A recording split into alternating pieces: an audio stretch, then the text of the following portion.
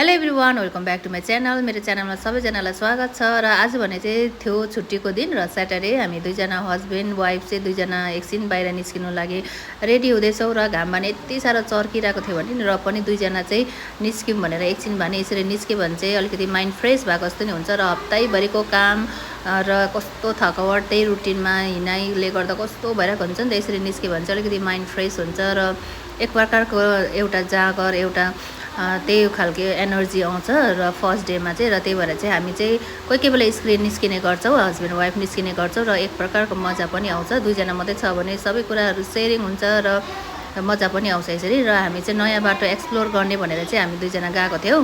यो बाटो चाहिँ नयाँ हो, नयाँ खुलिँदै गरेको र एकदमै राम्रो रहेछ। आधी बाटोसम्म चाहिँ यहाँ देख्न सक्नुहुन्छ एकदमै ग्रिनरी भ्यू पनि एकदमै राम्रो रहेछ। यो बाटो चाहिँ हामी हिँडेको थिएनौँ र यो बाटो खुलेको छ भनेर चाहिँ थाहा पाएर चाहिँ हामी गएको थियौँ।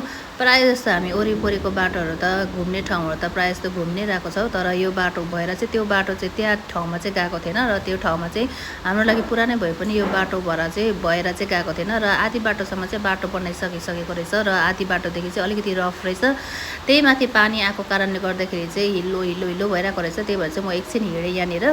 र यहाँनिर यस्तो ठाउँमा चाहिँ फेरि मलाई चाहिँ डर लागिहाल्छ, म आफै उत्रिन्छु भनेर भनिहाल्छु। र म एकछिन आफै उत्रेँ र घाम भने यति साह्रो लागिरहेको थियो भने नि यहाँनिर स्किन जोगाउनु साह्रो परेर सबै यहाँनिर छोपेर म हिँड्दैछु छु। र यहाँ भने चाहिँ हामी सोध्दै गएको थियौँ, गाउँतिर सोध्दै जानु मजा पनि आउँछ यसरी।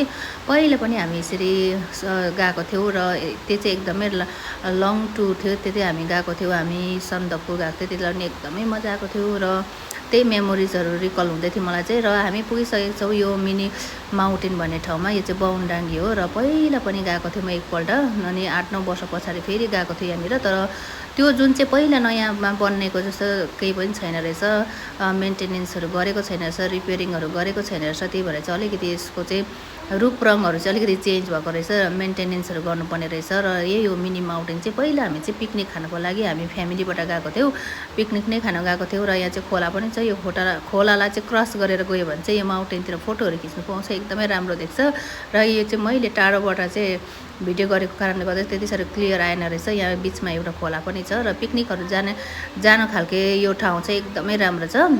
अनि हामी दुईजना चाहिँ 1 घन्टा जस्तो लाग्यो होला, बाटो अप्ठ्यारो भएर। त्यही माथि अर्को बाटो घुमेर गएछ, नयाँ ठाउँ भएर चाहिँ नचिनेर। त्यही भएर चाहिँ अलिकति टाइम लाग्यो र हत्तु भएर पुगेको थियो दुईजना। र पानी पनि औला जस्तो पनि भइरहेको थियो र एकदमै गरम पनि भइरहेको थियो त्यहाँनिर।